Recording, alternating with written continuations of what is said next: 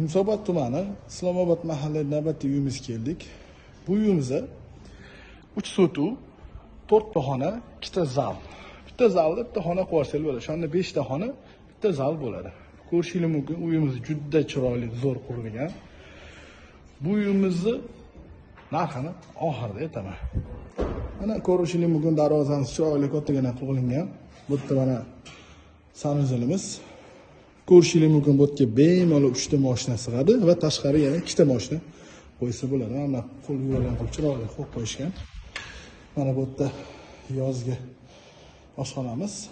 Bu yerda mana zeleniy joy qoldirilgan va bu yerda mana ko'rishingiz mumkin, mana shunaqa chiroyli fontanlari bor va tepasidan suv oqadi. Ko'rayotgan bo'lsanglar,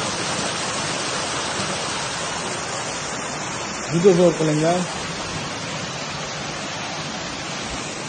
Hozir uy ichini ko'rsataman. Ichlari, proyektlari juda yaxshi, chiroyli qilingan. Prosta super. Ko'rishingiz mumkin. Hozir ko'rsataman.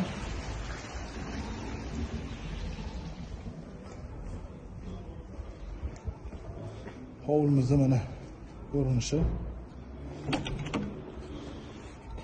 Necha kranimiz mana. Polni, topli pol. Dizaynga lekin gap yo'q. Dizaynni uncha joyda menimcha men ko'rmadim lekin. Ko'ringlar, baho beringlar. Bu yerda mana bizda oshxonamiz. Oshxonamiz.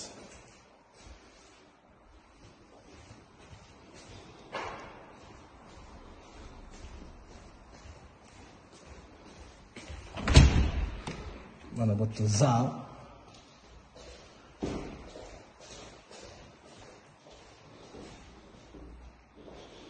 Bu yerda havo aylanib turish uchun joy qoldirilgan.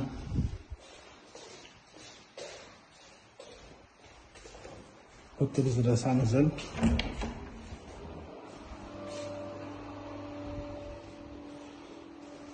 Bu yerda yana xonamiz bizda.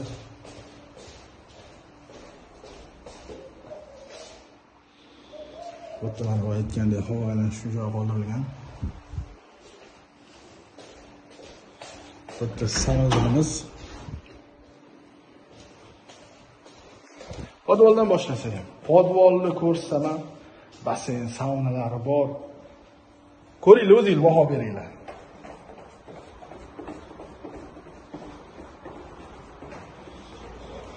Bu yerda mana